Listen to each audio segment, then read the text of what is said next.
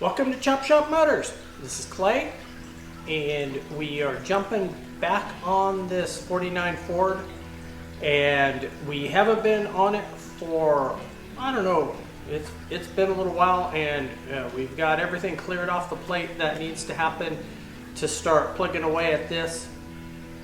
So every week we'll make some progress on it. Don't know that we'll do a video every week because the video logistics is a little jacked up right now, but we'll get that figured out. So we're gonna start on putting a wiring harness in the 49 Ford. It is currently 6 volt, all original, and the wiring is it's pretty weathered.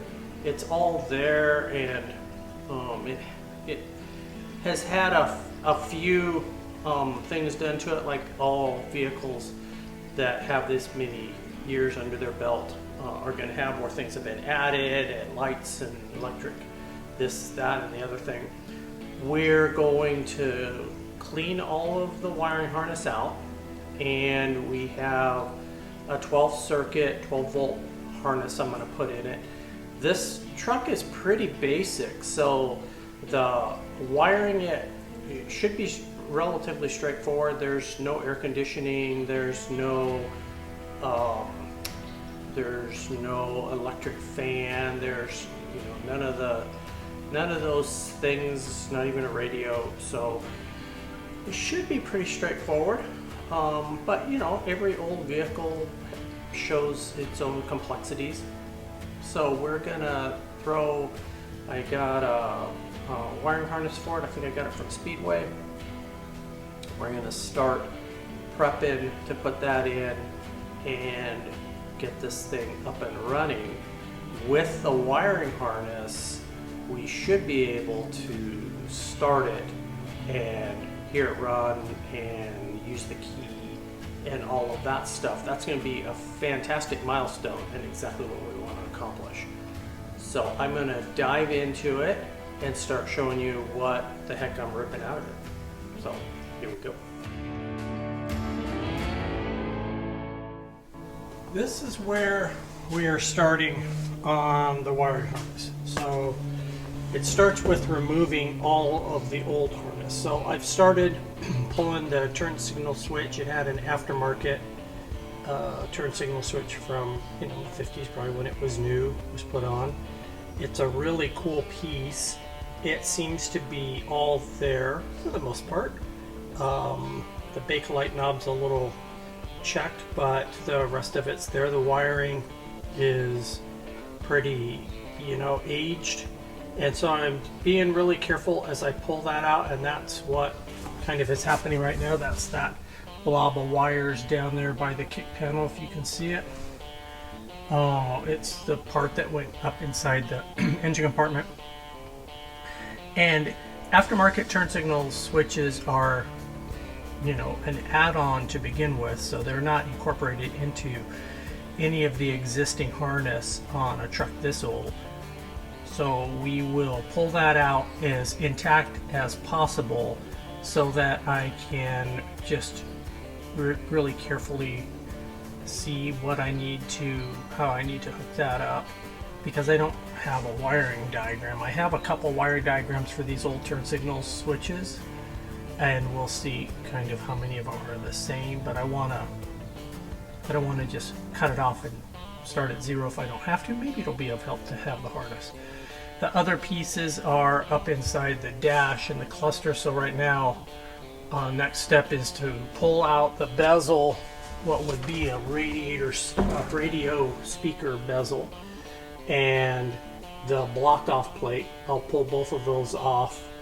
They are kind of a little deteriorated, so what I'm going to do is I'm going to see if I can do anything with them, and then put a coat of clear on them just to preserve them, because the owner of this truck isn't really after a restoration as much as just a really fun preservation of his family's truck. So we're going to keep that theme. And so next step is to pull those speaker cover block off plate so it doesn't get damaged, and then pull the instrument cluster out and see kind of where that takes us. So let me get another pile of wires out on the bench and then I'll bring you back.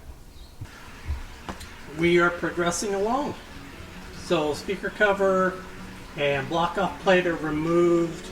I have pulled other pieces out. Let me get you to the other side and I'll kind of show you what else I pulled out. So cool switch, got a wire. I'll track that wire down. It definitely was up there. It's probably been terminated, but we'll add one back in because it's a really nice piece. So over here is the pile of turn signal switch. So it's kind of wires are struggling to keep their fabric coating on, so we'll rewire that switch and see if we can save it, and that'll be a little project all its own. And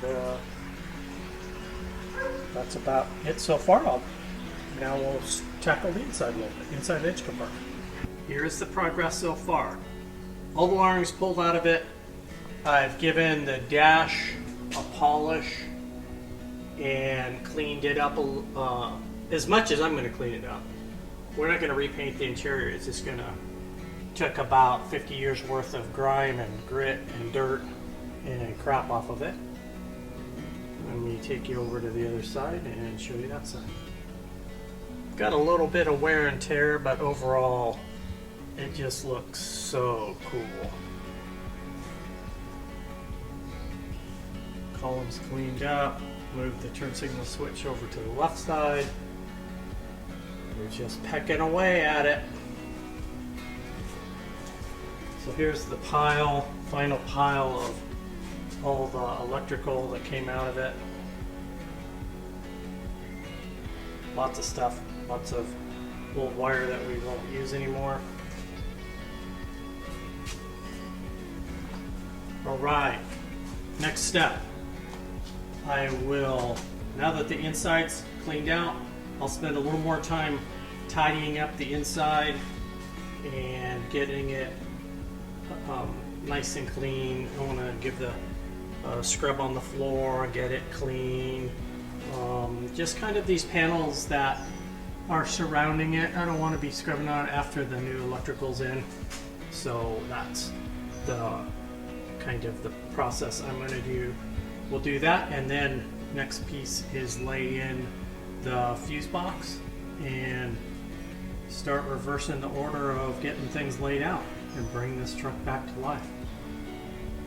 I'm Clay for Chop Shop Motors, and we'll see you in the next project.